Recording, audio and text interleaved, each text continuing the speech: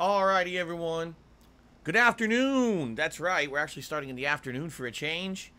And welcome to the Level 1 Podcast. Today is Thursday, the 7th of July, 2022. I am returning from my day off yesterday, which I hope you all had a lovely day, whatever it is that you might have done. Perhaps you relaxed in the sun because it is the summertime. Maybe you had a nice, huge lemonade or iced tea in your right hand as you sipped and chilled. Maybe you tanned a little bit. Maybe you're down at the beach playing beach volleyball like people tend to do during this time of year. Maybe you sat indoors all day and played video games. I don't know what you did. But whatever you did, I hope you were safe and you had a good time. Because I am back with a crazy fun variety streaming week for you this week. This week, outside of like the last few weeks where it's been like gameplay, this week is a big amount of variety and fun, which I certainly hope you guys are ready for. Although, admittedly, today I personally chose to wear the classical training controller shirt, mostly because all I've been playing recently is retro games, right? It's all it's been out. Retro game collections releasing, no new releases of any significance for like another 2 weeks for me anyway. So I hope you guys have been enjoying the variety of retro stuff. Now, here's the deal. Today's podcast is abridged. What I mean by that is I'm only going to do about a half an hour podcast today. Why? Because today is the return. Oh, God, excuse me. The return of disgusting belches. But also, it's the return of Ask the King. This is my Q&A show that has been ongoing for over a decade. We are at an episode, I want to say 91. Either 91 or 92 today. Crazy amount of episodes. I do this every 2 or 3 months, depending on time and everything. Even though technically I answer your questions every day, this is a show where I dedicated a lot of time to questions that you have asked. I, either on my forums, or if you're a member here on DSPGaming on the members page, or on Twitter. So I got all kinds of stuff here to answer. Pages and pages of questions. And we're going to be getting to that soon. And since that is the case, and I have so much to talk about already answering your questions, I figure, why are we going to do an extended podcast? Doesn't make sense, right? So, thank you guys for everything this month so far. It's been a great month. Since this is an abridged podcast, I feel like we should jump right into the important stuff. So first things first, let's talk about the schedule for the week because we got a lot to do this morning. So, let's talk. Today it is Ask the King on this first stream. I answer your questions for 3 straight hours, and it's always a great time. I love doing it. It's one of my ongoing legacy shows from my old days being a full-time YouTuber before I was even a streamer, and it's actually a lot of fun to do that. So I'm happy for this, and I hope that you guys are excited for this today. Okay, now tonight on the late stream, 6:45 p.m. Pacific time, it's back to gameplay, and it is the continuation and likely conclusion of Super Castlevania 4. I've been playing the Castlevania Anniversary Collection now for about 2 weeks. It's been a lot of fun experiencing these Castlevania games in their entirety for the first time because I had never played through them and beaten them. I had rented several of these back in the day on the NES and SNES, but never actually like completed playthroughs of them. So, it absolutely has been a ton of fun. I hope you guys have been enjoying this. It might conclude tonight. We're already in Dracula's Castle, but we are in very difficult parts of the game, so maybe I won't. But I think I probably will beat it on the 2-hour stream later tonight. Again, that's 6:45 p.m. Pacific time, okay? Tomorrow, full day of gameplay fun. The first stream will be Final Fantasy VII, continuing on. And we have just arrived at Shinra Tower, played for about 10 minutes, and then everyone told me at the end of my stream I forgot to save the game, so it looks like we're starting off at Shinra Tower again, which is fine. Like I said, it's only about 10 minutes of gameplay to get through. It's not a huge deal, and this time around I'll actually know what I'm doing. So we got Shinra Tower, the big epic finale of this part of, the city, and then you leave the city, and once it gets to open world, Midgar, that's when the game gets better. And we're getting there, okay? So tomorrow should be a great session of Final Fantasy VII.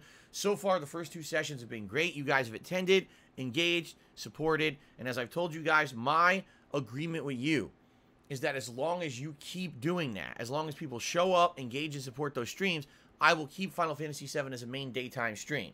I know I usually don't, and what I mean by that is whenever I'm playing a lengthy RPG, I usually don't have it be a daytime stream like that. But so far, it's gone really well. So I am down for that, okay? Hopefully, it continues, you know, doing well. I like nothing more than over the course of July to be playing Final Fantasy VII as a major playthrough all month long with you guys, okay? So let's see how it goes tomorrow, but I'm feeling good about it. It's been good so far. Tomorrow night on the late stream, it's Friday Night Fights, my usual weekly late-night session of old-school fighting game fun. Now we're using the Capcom Fighting Collection, which I'm very pleased to announce has been doing well. Whenever we seem to play it on PlayStation, I get consistent competition, which is a great thing. We were a little nervous at first with that collection if it was going to be able to take over for the Street Fighter 30th Anniversary Collection, and it's been over 2 weeks, and we're not looking back. It's worked out well, and I'm happy about this, okay? So, that's tomorrow night. Then on Saturday, here's the big thing everyone's waiting for. Here's the exciting thing about this week. I hope you guys are ready for this. My next marathon, okay? It is going to be a marathon that has 3 completely separate parts. First of all, I revealed 2 days ago, right here on the Level 1 podcast, the name of the YouTube channel that I'll be reacting to for the very first time. It's actually the first time I'm ever watching and or reacting to this style of content. It's called Rob Gavigan. This is a longtime YouTuber. He's been around for a very long time, making all kinds of content in relation to the supernatural, but also crime stories, murder documentaries, essentially anything that could be considered dark or macabre, he covers. He's got a series of different things that are interesting, including countdowns called Twisted Tens, Seriously Strange, and other things. So he's got a lot of stuff to cover. Now, I announced the channel 2 days ago. What I would hope is that many of you maybe have checked out his channel already and maybe have some suggestions of things that you would like to see me react to come Saturday. Because essentially all I'm going to do is open his channel and start watching videos, all right? One suggestion I already got that I'm likely going to do, he has a countdown of his top 10 like most disturbing or scariest things he's ever done. We will probably do that as a way to just introduce ourselves to this kind of content, all right? Now, this is very much an experiment. I've never done anything like this before. If it works, great. If it doesn't, we don't ever have to react to this kind of stuff again. But I figure for variety purposes, it makes sense, especially after having 3 straight react events be all drama crap. I don't want to deal with that crap anymore. I want to have a break from it, okay? So, this should be fun. Hope you guys will join me. In addition to that, there's 2 other things happening on Saturday. I'm going to be doing a new episode of Feasting with the King, and I'm going to be doing my next fantasy-style simulation match in WWE 2K22. It's going to be a 30-man over-the-top rope battle royale featuring, excuse me, stupid belches today, featuring fantasy characters, just like we did about a month and a half ago. I premiered this style of match here on DSP Gaming, and people absolutely loved it and said, when's the next one? We want another one right away. And I was like, well, here's the thing. The reason that these really work is because you do them every once in a while for variety content. If I was just constantly pumping out these sim matches, they wouldn't feel special anymore. And in addition, they're very much dependent on the created content that people make and upload to the servers of WWE 2K22.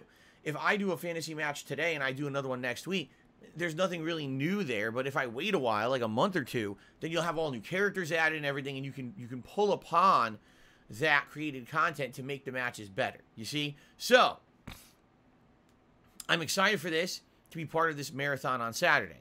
But, do we have one task this morning? We have to set up the poll by which you guys are going to vote on the type of cuisine that I'll be having for Feasting with the King on Saturday. So let's do that literally right now live on the stream, shall we? All right. So I'm going to head over here to the main channel page of DSP Gaming. I'm going to head to the community tab, okay? And I'm going to do a community post right now with a poll.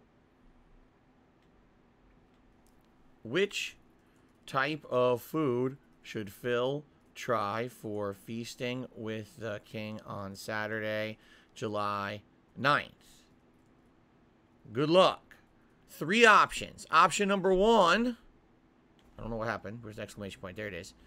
Would be, oh God, how do you spell it? Szechuan. I'm not even going to attempt to guess. I'm just going to look it up. There's absolutely no way I'm going to get this correct just by trying. So, types of Chinese food There it is. Wow, that not even close. I wouldn't have gotten that right. Szechuan Chinese. Also, American style barbecue. And then lastly, gourmet burgers and sides. So those are going to be the 3 options, okay? I had an idea for a 4th, but I don't think it's going to work out. The 4th idea that I had was that I had found a restaurant that serves... how can I explain it? You know what a hot dog is. You know, gourmet hot dog would be like a giant hot dog on a bun with a bunch of toppings.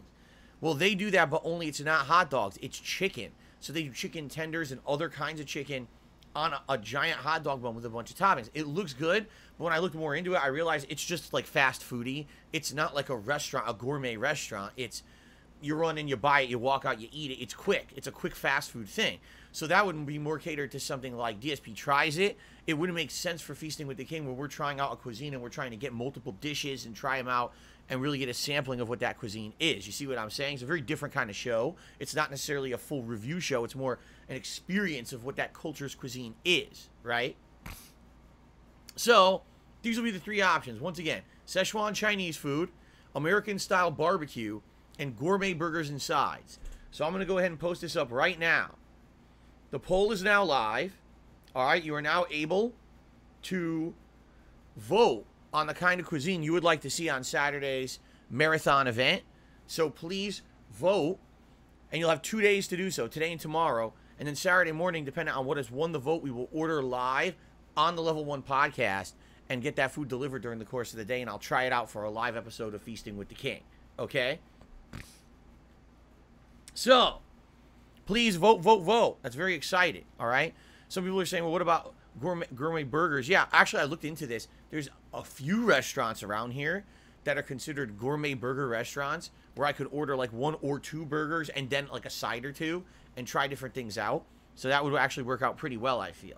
Okay? And by the way, no, I don't mean Red Robin like a chain. I mean like actual local places that do gourmet burgers. All right.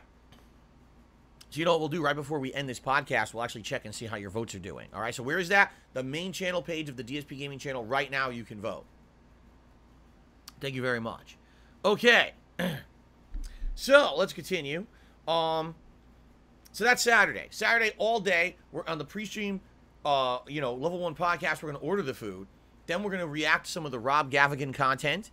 Then we're going to take a break and eat the food when it arrives. Then we'll probably do some more reacting, and then to end the show, just like we did last time on the marathon that I did for me reacting to my own Down the Rabbit Hole, we will actually do the fantasy match, the sim match in WWE 2K22, the big finale of the night. Okay? Cool. Now, all that is only the first half of my streaming week. Then we got Sunday, Monday, Tuesday. So what's coming up? Well, some exciting stuff, so listen up. What we're going to do is go to full-time gaming again, and then on Sunday, we're going to pick up right where we left off with Final Fantasy VII. At that point, we should have hit the open world exploration part of the game, which is, in my opinion, gets to be some of the best parts of the game. So I'm excited for that. And then, on Sunday night, on the late stream, we're going to continue on with Zelda 2 on the NES. Now, for those of you who have been watching this playthrough, holy crap, you know how very frustrating this playthrough has been. This is one of the most cryptic, annoying freaking games I have played on the NES, but we're getting through it and making good progress every time. I think at this point we're a little bit over halfway through the game, so another 2 sessions I think we'll probably wrap it up. We'll continue that on Sunday night, okay? Then on Monday, it's a new game playthrough. Ladies and gentlemen, for your votes, what you voted on over the course of a week was for the viewer's choice game. And you voted by 0.04% for Zelda 2. But there was a good amount of people who voted for the game that came in second place by such a narrow margin, which is Fable Anniversary Edition, all right? So, as I promised, okay, we will be playing Fable starting Monday. It is going to be a full-on playthrough of Fable Anniversary Edition this time around, as opposed to Xbox 360, which was the original playthrough many, many years ago. This playthrough will be on the Xbox Series X. From what I'm to understand, the game runs at a silky smooth 60 frames per second on the Xbox Series X, and actually has no load times, super fun, much better performance than that first time around when we played it many, many years ago when it came out as a new release. So, yes, that begins on Monday, which is the 10th. No, excuse me, Monday the 11th. Then the late stream on Monday night will be more Capcom Fighting Collection multiplayer. So we'll have a Friday night and a Monday night fighting game session this week. And then on Tuesday, I'm actually going to leave it open to you guys. Would you want to see more Final Fantasy VII or more Fable Anniversary? I might even do an overnight poll to determine what you guys want on the main stream. And then hopefully, if all goes according to plan, that late night stream on Tuesday will actually be the conclusion of Zelda 2. All right? Now, once Zelda 2 wraps up, all right, here's the idea. The main daytime streams are going to be a balance between Fable and Final Fantasy VII. The night streams will be a balance between Capcom Fighting Collection and a new playthrough. What will the playthrough be? It's definitely going to be something off of maybe PlayStation Premium Plus, maybe something off of the Switch Online program, or perhaps something off of Game Pass, although we haven't really looked at Game Pass games in a while. But we're going to pick something, and I already have a couple ideas in my head. For example, Super Mario Bros. 2, which we talked about a couple weeks ago, or maybe picking one of the games we already tried out off of the PlayStation Premium Plus service, like maybe check out War of the Monsters, or check out Wild Arms. I'm not saying we're going to do a full playthrough, but maybe just give them a taste. Maybe do MotorStorm Apocalypse, which we played one race in and actually ran really well. We have all these options, right? Options are good, okay? But we got to figure out what else we want to do for late night streams, okay? So that'll be next week. We don't want to get ahead of ourselves. We don't have to worry too much about that. Now, in the realm of new game releases for July, they are scarce. Not to say that there are no new games coming out, but most of them are indie-style games, things that just are not very interesting to me. There's two major games in July I'm interested in the most, which is Stray and As Dusk Falls, both of which come out on July 19th. Stray is the game where you control a cat, and it's the future. Humans are non-existent. It's all androids and stuff in the world, and you have to investigate crimes. Looks pretty unique and interesting. And then the other one, As Dusk Falls, is a narrative-based choose-your-own-adventure style game with a unique art style that includes people who had actually made, all these years ago, listen to this, Heavy Rain. The people who made Heavy Rain are involved in this game. Just that, curiosity purposes, I want to play. The cool thing is both these games as well are available on the subscription services. If you have PlayStation Plus, I think it's either Deluxe or Premium, I'm not sure which level, or if you have Game Pass, they're on there. So they're not games you have to really buy. They're games that you already have the subs, might as well play them, right? So I'm excited for this. I hope you guys are too. It should be good new games for the middle of the month. But then, of course, we got to get through the rest of the month again, so it's going to be kind of continuing on with all the retro stuff we're doing. And again, I apologize. I know some people are like, "Oh, it's all retro." Yeah, that's all it's out. It's all to do. There's no new real games unless you want to sit around and play indie games all day that I'm really not interested in. Now, by the way, in that vein, if any of you know of great indie games that I'm missing out on, and you're like, "Man, you're really missing a gem here or there," I mean, by all means, let me know. I'm open to suggestions, and I'm open to any kind of, playthrough that you think would be valid or fit my style of content. But no one's really said that. It's more like, "Oh, well, Phil, play new games." And I'm like, "Okay, can you tell me some new games to play?" Oh, shit, there's none. So, what are you going to do? I'm going along with what I can do, right? Anyway, so that's the week now. I have a couple quick news stories to talk about. And then we're going to get to shout-outs. And like I said, this is a very abridged Level 1 podcast. I have to end it within 20 minutes, 15 minutes, actually. All right. So let's get to it. First of all, the big news that everyone's talking about, it happened on my day off. What a shocking twist that big news would only happen on my day off. And by the way, it's hilarious because my day off used to be Tuesday, and every Tuesday there'd be new news. Now my day off is Wednesday, so of course the new news happens on Wednesday, the giant news, right? Okay.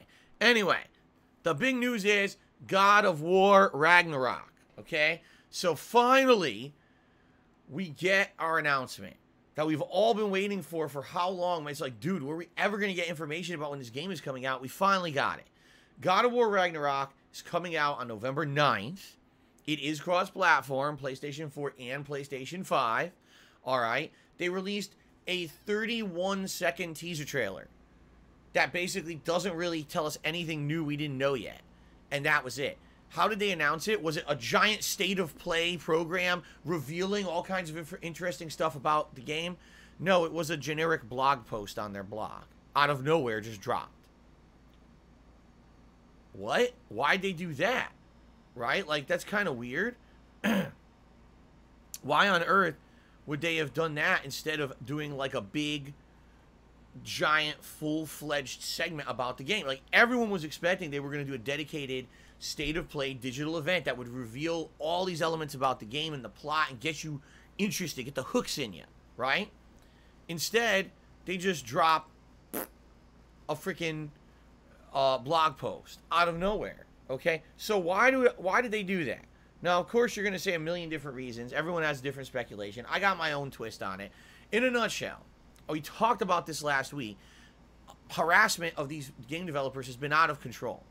Since this game has been announced for many years and been in development, they've been very, very stingy with the amount of information they've been putting out. And finally, at E3, well, I shouldn't say E3, but E3 week, when, you know, typically all the game studios put out their information about the big new releases for the year, there was zero information about God of War Ragnarok. And everyone was like, what is going on with this game? Is it still coming out this year or not? It's so odd that they had zero information about the game that's supposed to be one of the biggest, if not the biggest game of 2022. It's very odd. So what ended up happening was online speculation. I hate to say it, but a lot of online gaming journalists started running with rumor stories and shit about, oh, by the end of June, there's going to be a special state of play announcement all about God of War Ragnarok. And they even had a date, June 28th, based on fucking nothing. Seriously, because it never was happening. There never was a state of play that was supposed to happen on June 28th regarding God of War Ragnarok. It was completely fabricated, okay? So what ends up happening is June 28th comes and goes. There's no information, and a bunch of online trolls take it upon themselves to start harassing the game devs of God of War Ragnarok, saying things like, oh, you guys are lying to us, you're being dishonest, disingenuous, tell us the truth, it's delayed, isn't it, and all this. But not only just, oh, hitting them with that, but now they start mass harassing them via public emails and social media. They start sending them dick pics. I mean, they start doing some really vile, disgusting, stupid shit. Some of them got doxxed for no good fucking reason. Why are you doxing game developers? For what reason? How is the game going to come out faster because you doxed the fucking game developer? Like, there's no logic to it. But then again, what you have to understand is with these trolls, these kind of people online, there is no logic to what they do. They're doing what they do to get a reaction, period. I would even go as far to say, I bet you some of these trolls didn't give two fucks about God of War. They just wanted to get a reaction. And guess what? They got exactly what they wanted, because not only did the game devs come out complaining and saying, wow, this is horrible abuse, but then the studio themselves, Sony Santa Monica, came out and said it. Then Naughty Dog came out and said it. Then the head of game studios came out and said it. And all they did was fed the fucking trolls. Okay? I know from my own experience, dealing with these kind of people over the years, the moment that you give them any kind of direct attention for their actions just makes them want to do it more. So, the entire internet community in a feel-good moment says, man, leave the game devs alone. What happened? The trolls doubled down. And for the last week, the trolling activity increased. So, my theory, this is only a theory, it's not based on fact, is that these game devs felt so destroyed by these trolls harassing them online. Alright? They just decided, fuck this, just put out a release date. We don't even care if we give them any meaningful information with it. Just put it out there, and now at least the case that these idiots have been making to harass us, there's no case anymore. Because now at least we've proven to them that this game is coming out this year. So that's what happened. Just drops out of nowhere. No pre-announcement. No hype to it. Oh, blog post comes out yesterday. It's coming out November 9th. Here's a very quick teaser trailer. That's it. Maybe if these assholes weren't such assholes, we would have gotten a dedicated state of play within a couple weeks that would have had all this information with all kinds of details and shit, and we would have been happy. But instead now, we just get tossed a crappy, fast announcement with no other detail because people are pieces of shit harassing these game developers, all right? There's no defense for this kind of action. It's just really fucked up that in this modern era of internet culture, that there's no policing, there's no prevention of this kind of activity. Everyone could just get away with it and do it, and it's rampant at this point. The thing that gets me, though, is these are major game studios. These are not new studios, indie studios that have never dealt with any kind of online interaction before. These are companies that, in some cases, Sony's a billion-dollar company. How do you not understand that feeding the trolls just gives them what they want? And you know what I mean? Like, it's like, even though these companies are giant big business, they're completely ignorant to the shit that you and I have been dealing with on the internet for like the past decade. They don't even understand how trolls work. To them, this is something new, and they're like shocked that it's happening. For us, it's like Tuesday, right? It's a normal day. Then I wake up and I get harassed, and there's harassment on the internet. We're all used to it, right? This company's like, oh, I can't believe it. Welcome to the internet. And, you know, maybe it's a time now that we have to look at situations like this and be like, okay, maybe when it was just harassment of an individual here or there, but now it's actually systematic, organized harassment against organizations and specific individuals who don't deserve to be harassed. You know, I'll be honest, I don't think anyone ever deserves to be harassed like this. So, how on earth... I was just talking to my wife about this yesterday when we were talking about this subject. I was like, it really is still the Wild West on the internet. Because if you look at in real life, if anyone tries to do this kind of harassment to you, they'll get arrested. Someone can't just walk up to you and get in your fucking face constantly. They'd say, oh, that's in-person harassment. If they touch you, that's assault. If they start destroying your property or, you know, doing some egging your house or something, you call the cops. And it gets cleared up immediately. Online, if anyone does anything online to you, oh, that's all perfectly allowed. Really? Everything's just allowed. There's no regulation against it. There's no law against any... Oh, just do whatever you want online. That's how it is. It literally is the Wild West. Just like in the Wild West, anyone could ride up on a horse at any time, throw you off your horse, beat the fucking shit out of you, and take all your shit, shoot you in the balls, and walk away. And they got away with it, because there was no law and order. And that's how it is on the internet. And now these companies are finally starting to realize this. They're like, oh shit. It was just recently, it was the first time ever there was a consequence for someone abusing YouTube's copyright system and doing false takedowns, abusing DMCA law, impersonating Bungie, the game development company, en masse, and putting in all these false copyright claims, to which Bungie sued the person and has won in court. It's the first time ever someone had a consequence for doing some kind of activity like this on the internet. Hopefully that sets a precedent, and we can stop these pieces of shit from doing these horrible things to people, you know? But, you know, it makes you nervous a little bit. Like, I've been there, done that, and I know how to handle it, right? But this is the first case of it being a public-facing company like this that had this happen, and immediately they buckled. Immediately, they're talking about it publicly on the internet, worst thing you can do, and then immediately just toss the release date out there. Oh, all right, we give in to the trolls. We can't take this harassment anymore. Here's the fucking release date. Leave us alone. This is bad. This is going to set a very terrible precedent where now anyone can feel, hey, anyone we harass online, any company, anyone, any entity, we'll just troll them online. We'll get everything we want. Because look, if major billion-dollar companies give in like that so easy, just because I sent a couple dick pics, you know, everyone else is, you know, just do it to everything, right?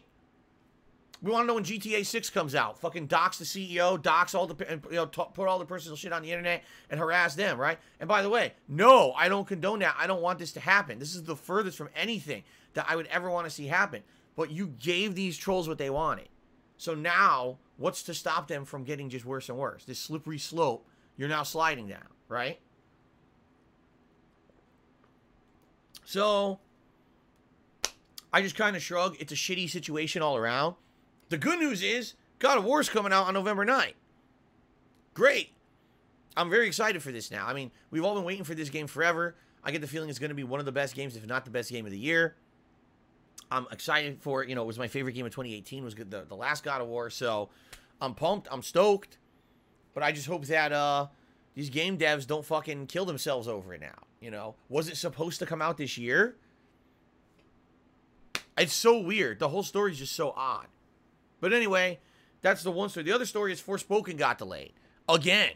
Yeah, I know. Forspoken originally was supposed to come out earlier this year. Then it was delayed till October. Now it's delayed till January of 2023. They claim the game's done. They say, oh, the game's done, but we want to take more time polishing and tweaking it and making it better. At this point, can I ask an honest question to my viewing audience, both live on stream and those watching on demand? Does anyone even care about Forspoken anymore? Like, at first it was hyped like 2 years ago when we first saw the first footage of it, and it looked amazing, and some people even hypothesized, oh, maybe this is Final Fantasy 16, right? But the more we see about it, I think the less we care, and every time it gets delayed, we just don't really care anymore. You know what I'm saying? So if anything, it's kind of like, it's another one of these cases where they overpromised and now they're under-delivering. You don't promise something and then take it back, and then expect that anyone cares anymore. You know what I'm saying? Like, imagine if I said that we're doing this React Marathon on Saturday, and then, like, today I announce, oh, I'm delaying it a week. And then in a week I say, oh, I'm delaying it a month. And then in a month I say, oh, I'm delaying it. Now, I very well may be planning the best React event you've ever seen in your life, and there's good reason to delay it, but who's going to care by then? You see? And that's what I feel like. They shouldn't have ever given a date. If they weren't ready to concretely promise something, don't give the fucking date. And they did, and they kind of shot themselves in the foot, because now here we are. The game's delayed essentially a year from when it originally was supposed to come out. And who's going to care about it? Personally, I'll be honest with you, I really don't care about Forspoken. Will I check it out when it comes out in January? Likely yes, because January is typically one of the slowest gaming months of an entire year. There's probably nothing else going to be going on. But I am not hyped for this game in any way, shape, or form at this point. You know, they kind of killed their own hype and killed their own momentum. At one point, people were very pumped for this game. Right? Now, no one really cares. So, okay. That's it, guys, for news. We have very little time, so let's get to shout-outs, okay? So let's jump forward here. Thank you to those who have contributed to the YouTube side of things this morning, including Brother Man Gill, who did a $5 super chat saying big ups to the uncut chodes. That's pretty disgusting, I'm not going to lie. That's pretty gross. I don't know why you'd be talking about chodes at all, but, thank you for the super chat. Okay. Also, shout out to Fan of Lovecraft, who became a channel member. Well, excuse me. He re-upped his membership at the Ultra level this morning. I really appreciate that, Fan of Lovecraft. As you know, the Ultra level is the highest level of support for a membership. It's really helpful. And I appreciate you not only helping with the moderation side of things, but also your ongoing support of everything else. Thank you so much, man. Okay? Now, also thank you to Avi Jonker, who re-upped his membership for 3 months and says, hi DSP, Crash 4 is free. Would you play it? It's free on PS Plus. I already played it. I played the entire game from start to finish many years ago when it first came out as a new release on PlayStation 4. So, no, I would not replay it because I've already have. Okay? And then D-Man Games re-upped his membership for 7 months and says, are you my third cousin?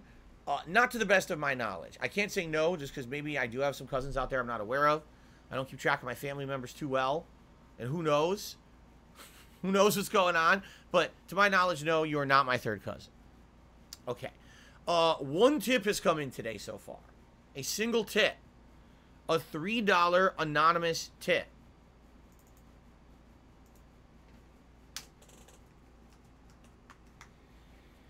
And that tip, hold on,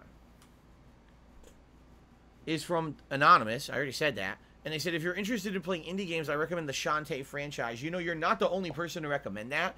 There's a few people who recommended that. When people were nominating games for Viewer's Choice Playthrough, that also came up. Just didn't get enough nominations to make the final poll. And a few others have brought it up over the years. The Shantae apparently is this really interesting side-scrolling platformer-style franchise that has a lot of traction. A lot of people like it. For whatever reason, never really got featured or prominent in my content. No one really asked for it too much. So I'm not against it at all. Maybe I will play it someday, especially if any of those things are available on these subscription services, right? But we'll see. Thank you for that suggestion and for the tip. Arcade Cabinets tipped me $5 and says, for the way it is constructed or built, what's the most unique arcade cabinet that you've ever seen or played on?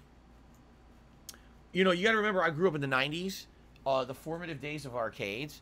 And back then, if you're talking video games and not pinball, but we're talking straight up video games, okay? There were essentially 3 main kinds of arcade cabinets. There were, hold on, racing games, light gun games, and combat fighting games. Those were the 3 styles or archetypes of arcade cabinets. Now, it is true that previous to the 90s, there have been classic games. You're talking like the Pac-Mans, Centipede, Arkanoid. That was not prominent in the 90s. Those were more retro, so those already existed. The new games coming out in the 90s were of these 3 different genres, okay? So the light gun games usually would have a screen with a light gun setup. You just point and shoot at areas of the screen, but they got way more elaborate over time. I saw light gun games with pedals, which is the Time Crisis series. You step on a pedal to take cover and reload your gun, and you step out of cover when you release the pedal. I saw light gun games that had big-ass weapons, like assault rifles that would actually vibrate in your hands as you shot, or bazookas where you could launch big missiles and shit. They went pretty crazy with it for a while, until basically they realized that the hardware was pretty expensive to have these light gun games that literally the game would only be for one game.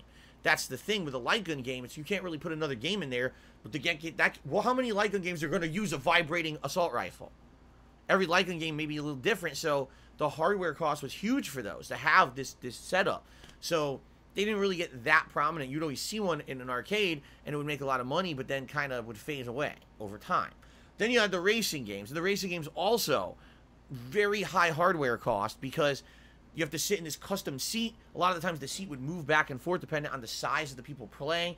Every game had a different setup. Some games were very simple. You just use the pedals and the wheel. Some games would actually have a shift to go to different gears. Some games would have all these buttons to press to pick different cars and shoot missiles and do different things while you're playing. So it all depended on the level of complexity, but also the racing games ended up being more expensive because usually you have to play them against other people. So now you not only need one screen, but you need 4. So 4 people playing against each other, you see? So I saw giant setups for racing games. You know, things like Need for Speed, Daytona, Cruisin' World, and stuff like that was huge back then. I've seen Mario Kart games. Yes, they had those in the 2000s and 2010s, these giant Mario Kart arcade machines that I'm sure were super duper expensive. And that one's wild because it's like all these neon colors and shit all over it. And then you got the standard combat / fighting games. Those are more basic because those cabinets are kind of more interchangeable. You could have a joystick and a bunch of buttons set up in a fighting game style, which is typically 6 buttons, but then you could change that around for different games. You could have a beat-em-up game, a side-scrolling game, a combat game that's more like Final Fight, but then you could switch over to a competitive fighting game like Street Fighter. And those became the most prominent games in arcades during the times when I was in arcades. However, I'll be honest, I never really saw something too wild in that regard. The most wild fighting game cabinets were the ones where the screen was quite large, like a big screen TV, and it was set aback, and then you would not have your screen right in front of you like a standard arcade cabinet, but instead you would be standing at this separate console that stood up and with 2 joystick setups with buttons, so the players would be playing here almost like on a pedestal, and then the screen would be set back away from them large so that a crowd could watch the game. These were probably the best setups, and I had one in my local mall that was really nicely set up like that, and we really enjoyed it because you could have tournaments there, and you could have like 50 people watching, and everyone could see because the screen was so big. So that was pretty neat. But for the most part, I don't think I was around for the craziest arcade years. Like now you go to a video arcade, and they don't really care about fighting games anymore. Most video arcades are full of these giant, flashy, gaudy machines, and a lot of them are ticket games now. Like the ticket games are the biggest ones, the ones where you either get credits or tickets come out of it and you redeem it at the redemption center or whatever. I've seen these ones where it's the simplest of gameplay. It's just a wheel that spins around. You hit it and try to stop it at a spot. But it's a giant thing with speakers blasting and neon lights in your face. I've seen, God, I'm trying to remember what it was. Oh, there's a Ghostbusters game. I guess what it was when that Ghostbusters reboot movie came out, they tried to make a Ghostbusters game, and it's like crazy graphics and shit, but it's a ticket game. It's actually not meant to be like a video game you make progress in, but you kill the ghost, you earn tickets for doing it. I've seen a humongous giant neon HD screen, like the size of my fucking wall right here, is an arcade game, and it's a ticket game. So today I think they're actually the craziest, because you know what it is. Unlike back in the 90s, you had to attract people with a competitive game. You had to show them that there was value in coming to the arcades at that time. You can't get that kind of experience at home, right? So put out a competitive, fun arcade game with a cool setup or whatever, but that's all you cared about. Today it's like, well, you could play any game you want at home. Any game, any fighting game, and it's all at home. So what's going to get your butt to the arcades? Well, number one, a game that's so ginormously crazy and flashy, you can't simulate that on your TV, so make a giant screen game, right? And in addition, make it an experience so when you play the game, you've earned tickets, and now you get something to bring you home as a souvenir to remember your experience at that arcade and make you want to go back. I don't earn rewards for playing a video game right here. You know what I'm saying? So I think that's the difference. All right, guys. That is it for today's Level 1 podcast. I realize it's one of the shortest ones I've ever done, podcast-wise, but we got a whole Q&A show to get to. So what I would like to say is thank you to those who chilled. Thanks to those who supported so far. Looking forward to a fun Q&A session. But, oh my God, I just received a $20 tip. What?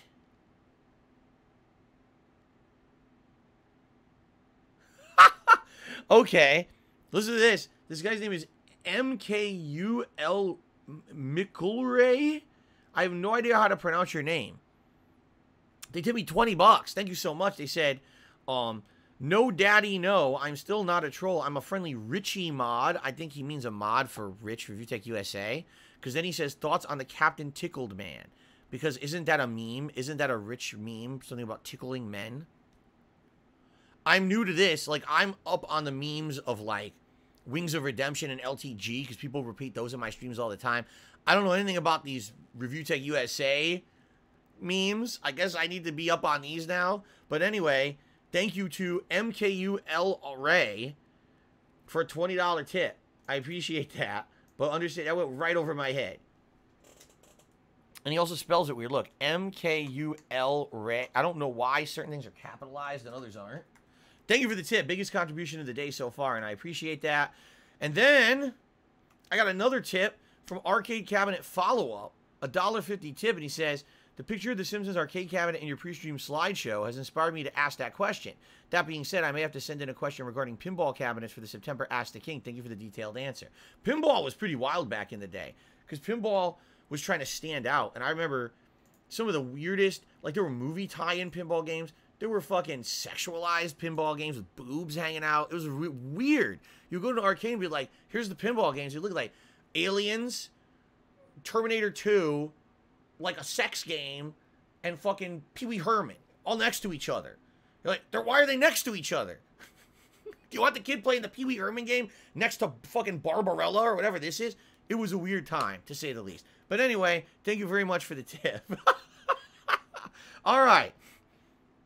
So, thank you guys. Let's end this Level 1 podcast. I know it's short. We're going to get into the Q&A show now. Thank you so much. And until next time, awesome. I promise you tomorrow we'll do a much longer pre-stream podcast. I know you guys are very excited for that. All right, excellent.